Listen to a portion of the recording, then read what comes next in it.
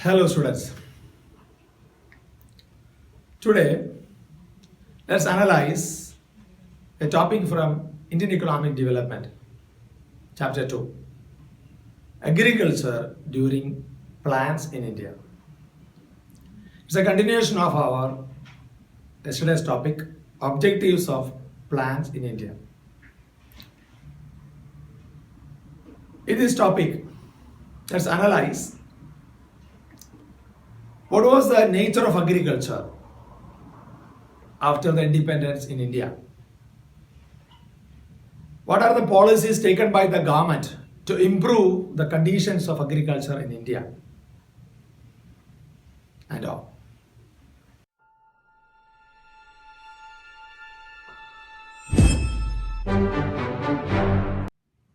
When we think about the agriculture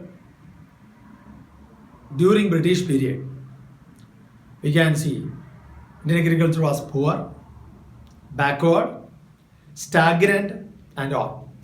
So, after the independence, the policy makers they had to address all these issues to improve the agricultural sector. Before going to a detailed study, let's analyze what are the features of agriculture in India after the independence. As you know, first feature is that Indian agriculture that was depending monsoon for the cultivation. Dependence on monsoon means most of the farmers they were depending monsoons for their cultivation. What it explains, there was no proper irrigation facilities. That is why they were depending the rainy season for the cultivation. Second feature is that around 3/4 of the total land holdings were small and scattered, subdivided, fragmented holdings. Means a mechanization is not possible in the cultivation and all. Clear. Third one is that most of the farmers they were using their traditional techniques of production instead of machineries and all, and they use the cultivation for their livelihood. And moreover, farmers were cultivating variety of crops, cereals, pulses, non-cereals, oil seeds, and cash crops, even cash crops also, like tea, coffee, tobacco, etc. Understood? Such a way, Indian agriculture was in a backward, poor situation, stagnant situation during independence period. So that is why the policy makers they tried their level best to change the existing situation of the agriculture and to promote equity in agriculture. In order to obtain equity in agriculture, they focused four major measures. They had taken four measures to change the nature of the agriculture in India.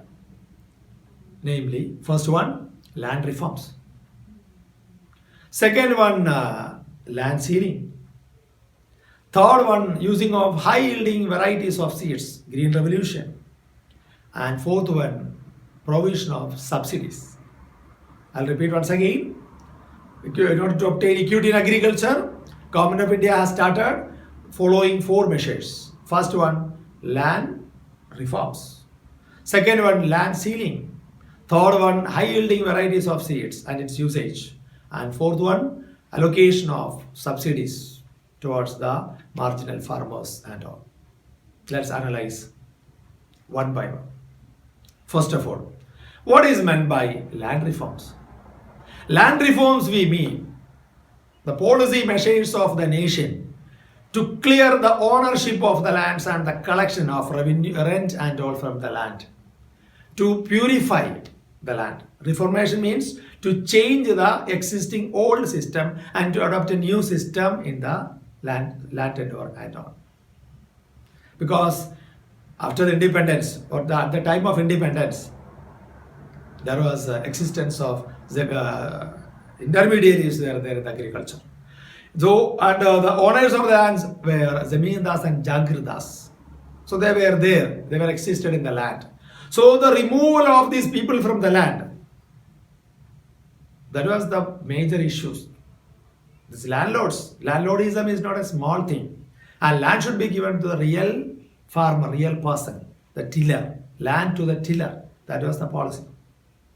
But that was not easy to say like that. And government, the policy makers, they tried their level best to frame the policy according to the nation's existence and to promote equity in agriculture by changing the ownership of the holdings and all. Let's analyze what are the major land reforms measures adopted in India after the independence. Basically, there are three measures are there. First one, abolition of intermediaries. Second one, tenancy reforms. Third one, reorganization of agriculture. Once again, abolition of intermediaries, tenancy reforms, and reorganization of agriculture. Let's discuss one by one. What is meant by abolition of intermediaries? By abolition of intermediaries, we mean removal of these agents of the soil. Means the owners of the land and the tenant, few people were there as working as the connecting agent between these two. That started from the British period. That period, this remains the lands were owned by the Zamindas. And the Zamindas were collecting revenues from the land, from the farmers, and they are paying a portion of the revenue to the government. So, an agent between government and the farmer, Zamindar. The same system prevailed here after the independence also. So, the removal of these agents that was the first and foremost priority was taken by the government in case of this land reforms in India. Government removed. Government kicked them out from the land. Is it? And land is given to the farmer. And the ownership of the land also vested in the hands of the farmer. And the farmer can approach the government for any of their matters. No need of mediators, intermediaries to connect them with the government. That was successful achievement. Second thing matter is that tenancy reforms. What is meant by tenancy reforms? Tenancy means tenant. Farmer reforms relating to the farmer and the soil. So first of all, it consists of three measures. One, regulation of rent. Yes, the government regulated, government controlled the rent. How much should be fixed and how much should be charged.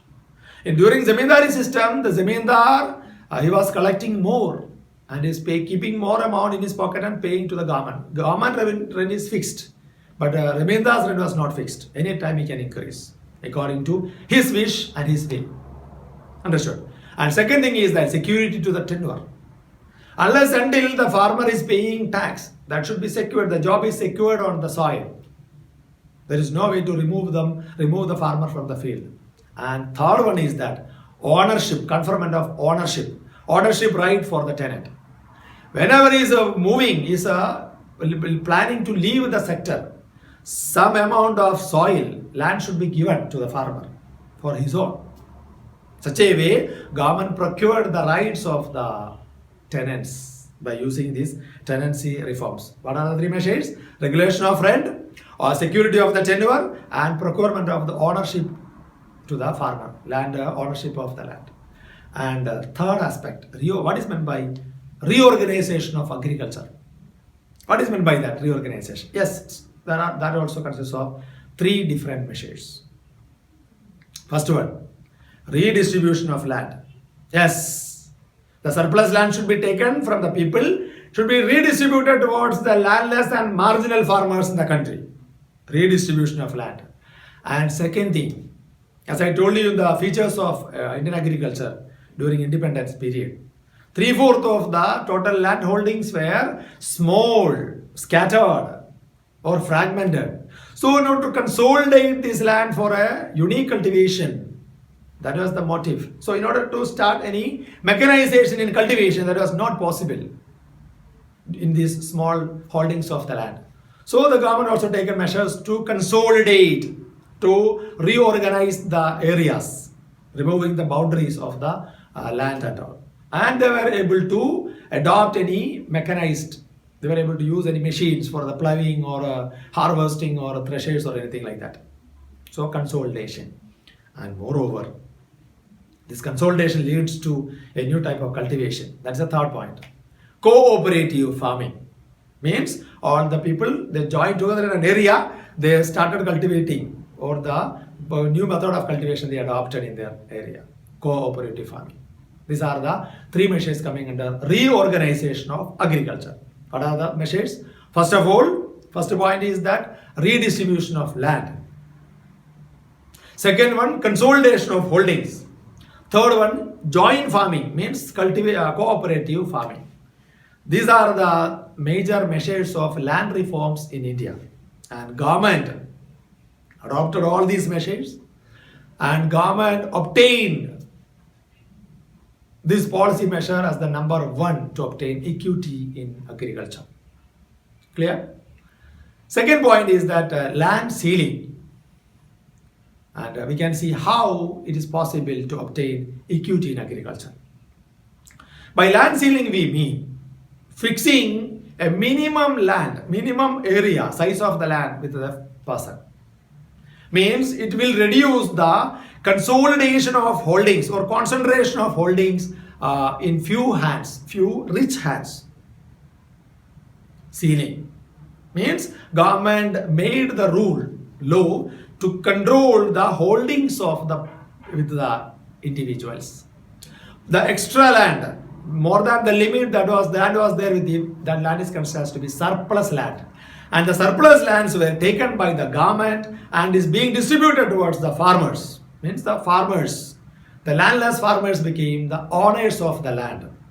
Definitely, that will bring more output. A farmer is cultivating in his own land and rental land. Definitely, output will be more in own land. Understood? So, such a way, government made the ceiling on land holdings. But the landlords, they were also tried their level best to violate these rules, to stop the rule, to prevent these land ceiling matters and all. And certain areas, these poor farmers became very only sharecroppers and landless farmers. But certain areas, as land ceiling was successful. Majority of the farmers got the land in their own hand. But as we know, the ceiling on land holdings also faced more hurdles, more problems in our country. Let's analyze what are the major problems faced during land ceiling in India. First one is that, these big landlords, they were very strong in their wealth and they have more influence in the society. Using this power, they challenged this matter in courts. They went to the court. They challenged, they questioned, what is the right of the government? How the government can prepare a law to hold our properties. These are our properties. Inheritance. From forefathers we got it. So they challenged the matter. Somehow they managed. That's the one thing. Second thing is that because the matter is coming to the court, that will be delayed. That's the second thing. The matter, zamindars, they delayed the implementation. Even if the court verdicted to take the surplus land and to distribute. The implementation, with the help of the government officials and all these landlords, they influenced, illegally they influenced, and they delayed the implementation of these matters. They delayed the implementation. So that also took time to catch hold of all these things. And third point is that's a very dangerous matter. Very bad evil of the society. What is that, Malified transfer. What is malified transfer, Suppose a landlord is having 2,000 acres of land as his own. Government made a ceiling that 1,000 acres of land only you can hold. Remaining 1,000 acre of land you have to surrender to the government as surplus land. Understanding the situation, this crucial situation, this landlord, he has registered this land in the names of his relatives, wife, or anyone else, any binamis. They tried. That is malified transfer. Means they cheated the government. When the government is coming to investigate, check that one, okay, under his control only the correct area, what is prescribed by the government, 1,000 acres. Such a way, these landlords, they manipulated the matter. That's the malified transfers. And last point is that, as I told you, these landlords are very strong, very rich, very influential person in the society. And they made, even if the land is given to the farmer, ownership right is with the farmer only, all the documents are with him. They went to their houses and they threatened them. And after the threatening and all, these farmers, they gave the documents of the land to the landlords. Accordingly, poor farmer is the owner, but there is no right to question the matter. That was the problem of voluntary surrender. Almost all these farmers, they surrendered their land to the farmer because of their threat and because of their physical matters and all. They threatened them. They begged them. Such a way, most of the farmers, they surrendered their lands to the landlords again, back. So, these are the problems and all relating to the land ceiling and all. But there are two states. We have to quote the names of the states here. Two states in India during the time, immediately after the independence, 1960s. Two states in India, they were along with the farmer or the tiller or the tenant. They committed their matters towards the policy. Their commitment, we have to admit. We have to admire. And they were behind this rule and all. They committed to the policy of land to the tiller.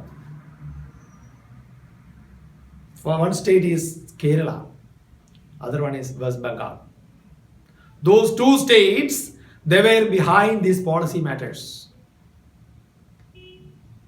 The administrative matter. The ruling party, they were having the commitment. And because of that one, in Kerala government, they lost their power. These landlords of Kerala, they challenged. And they tried their level best and the government fell down. And the people, they faced a new election in Kerala because of that one. That is the commitment of the state. And the same way in West Bengal also. These are the two states, remarkable states. But there are many other states did not show any such kinds of commitments. Less commitments only they showed there. That is why still in North Indian states of India we can see this landlord system. 5,000 acres of land owned by one fellow. And politically they are having influence also. That is a situation of our country.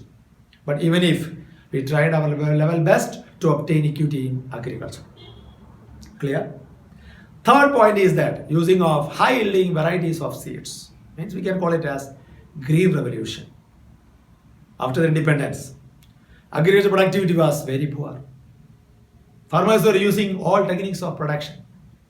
Infrastructure facilities also were very poor. No irrigation facilities.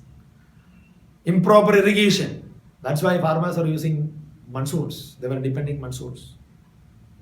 And cultivation, that was only for subsistence, for their existence. They cultivated for their livelihood. Nothing was there as a surplus to sell in the market. Understood? And they were using very primitive techniques for the cultivation also. But in order to overcome the situation, government also tried, policymakers also tried, and we obtained 100% successful nature in the production of wheat revolution, followed by that one green revolution. So when we analyze this wheat revolution, we have to highlight the contributions of two people.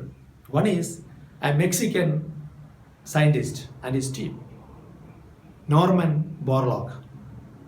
He is the person behind this concept, Green Revolution, and this wheat revolution and all. Followed by that, an Indian agriculturist, scientist from Tamil Nadu, born in Tamil Nadu, Kumbakonam. He is none other than Mangomb Sambashivan Swaminathan, short name M.S. Swaminathan. His contribution, especially in the wheat revolution and all, found a new variety of wheat, and it was used in Punjab, Haryana and Uttar Pradesh, and the result was wonderful.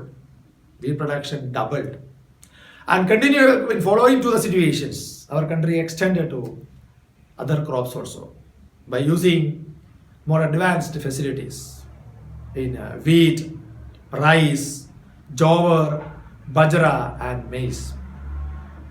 What is the Green Revolution? It is the using up of high yielding varieties of seeds, pesticides, insecticides, fertilizers, irrigation facilities. Means what are the requirements for better cultivation, better farming? All these things were contributed by the government in order to obtain equity in agriculture. That is why we were able to obtain this surplus in production, and farmers were able to sell their surplus in the market. That is known as marketed surplus. It is the surplus sold by the farmer after their consumption. Before this Green Revolution, farmers were using this matter only for their livelihood. They were able to cultivate only, they were able to earn only for their subsistence. But now they were able to sell the product in the market as marketed surplus. Government has accumulated this marketed surplus buffer stock, and that used during the time of shortages of food grains in India. And this Green Revolution also, it has some merits as well as demerits. Even it is contributed more production, small farmers were not able to avail these facilities. Small holdings were not possible to do these things. So that also a problem. And the fertility of the soil also spoiled. It's continuous use of these fertilizers that contributed some sort of issues, using of irrigation and all. But anyway, rather than these demerits, we are highlighting the merits that contributed self-sufficiency in food grains in our country. That is why it is known as New Agricultural Strategy, NAS, or Seed Fertilizer Water Technology. And in continuation to this one, government gave support to the farmers. Minimum support price were offered by the government to sustain the farmers in cultivation, and government gave subsidies also towards them. Whatever kinds of losses they faced in case of this prone to attacks of the pests in their cultivation and all, then government gave financial aid in the form of subsidies towards them. So most of the farmers, they continued in their production, and we were able to obtain self-sufficiency in food grains. It means no longer had to be the mercy of any countries of the world, not only America, any countries of the world. You know that during 1965, the second war with Pakistan, America was supporting Pakistan, and America threatened our nation. We have to stop the war, otherwise we will stop the food grain supply to our country. Import of food grains we will stop. So that may be a motive behind the nation builders to urge the matter regarding this Green Revolution. That time Lal Bahadur Shastri was the Prime Minister of India. After that Gulzari Lal Nanda was there, and followed by that Indira Gandhi also. These three people, during their period, only these such kinds of mechanized production, Green Revolution things happen in our country. From 51 to 1965. That is a growth-oriented development strategy. Our government followed growth-oriented development strategy from 51, means first 5-year plan till 1965. Means first 3 5-year plans. Means after 66, we were in annual plans. That is why during that period till 1990, it is the development strategy is known as equity-oriented development strategy. First one, growth-oriented. Second one, equity-oriented development strategies till 1990. After 1991, we adopted a new economic policy that we'll discuss in that lesson. Understood? These are the policy measures in Green Revolution and all.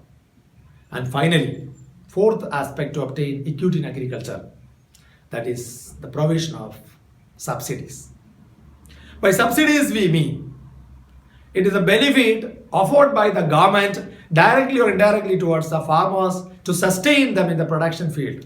Not only the farmers, the producers, to sustain them in the field by providing financial aid or deduction in their loans taken by the farmer, or agricultural subsidies in the form of seeds, subsidy for the seeds, subsidy for the fertilizers, subsidy for the insecticides, and free supply of the things to the farmers. That will increase the efficiency of the farmer and he can manage the expense for the cultivation and all. Understood? At the same time, the subsidy, if the government stops the subsidy, that will reduce the productivity of the agricultural field. And there is a discussion also there. Too much of subsidy if you are giving, that will decrease the potential of the farmer. That will decrease the potential, means that will lead to the wastage of resources in the country. Is it? And government, this subsidy we can consider to be an incentive from the side of the government towards the farmers. Means the farmers, they are getting incentives, they are showing more interest to cultivate more products in our country. But even if these are the equity-based or growth-based developmental strategies from 1950 till 1990, around 40 years of period we adopted here.